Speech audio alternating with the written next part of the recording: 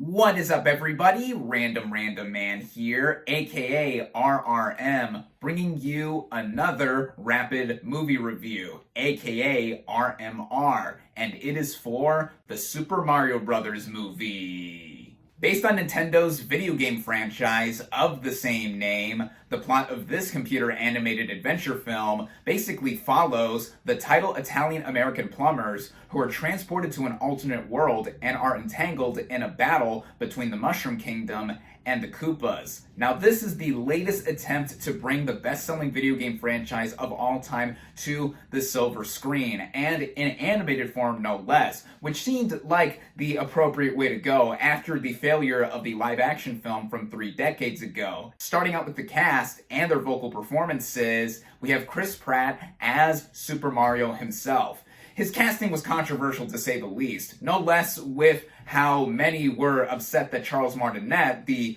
principal voice actor for Mario in the games, was not voicing him in the film, though he does pop up here and there. I thought Pratt did fine, and similar things could be applied to other members of the vocal cast, like Anya Taylor-Joy as Princess Peach, the ruler of the Mushroom Kingdom. Charlie Day as Mario's brother Luigi, I thought gave more of his own inflections to his character while also being recognizable, and then there are those that are straight up recognizable in other roles, like Seth Rogen as Donkey Kong. He's just Seth Rogen being Seth Rogen, and Fred Armisen as his dad, King Cranky Kong, just being there as well. I thought the two standouts of this film vocally were Keegan-Michael Key as Toad, my personal favorite character of the Mario franchise. He had a spunky, can-do attitude while tagging along for the adventure, and then Jack Black as Bowser, King of the Koopas, is really villainous with a different cadence in his voice than what is usually heard from him, only being recognizable when he occasionally busts into a hilarious song. Getting into the writing, this film really could not be more basic than how Bowser wants to take over the alternate realm that Mario and Luigi are accidentally sucked into, while also having him trying to be stopped from getting Princess Peach, and then for most of the movie, Mario and Luigi are separated.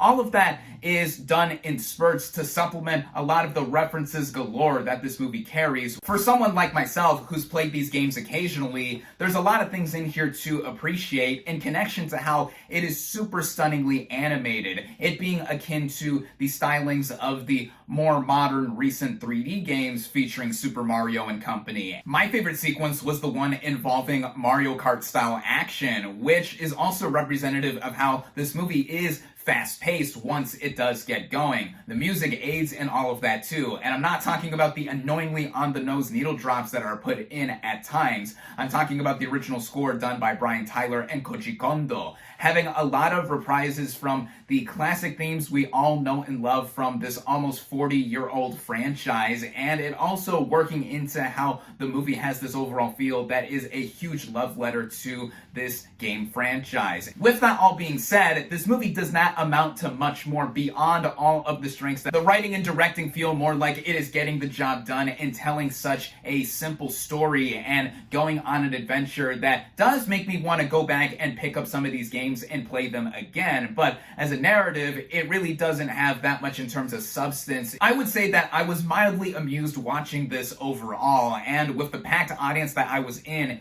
while seeing it in a premium screen format, the best way to see this movie if you're at all gonna watch it, I think that it shows how much of a runaway success this movie already is. It also graciously runs at just over 90 minutes in length. By the way, there are mid and post-credit scenes, and this is miles better than the 1993 film, and most video game to screen adaptations for that matter. Take all of that for what it's worth in knowing what to expect out of a movie that is for all ages, from the humor and it not being the most complicated thing to follow. Also for fans, and it gets a cautious recommendation from me. With that, my final verdict for the Super Mario Bros. Movie is 3 out of 5 stars. Thank you all, as always, for watching. Be sure to like this video, comment on what you thought of the Super Mario Bros. Movie, social media links in the description, subscribe to my channel for more, and I'll catch you on the next movie review.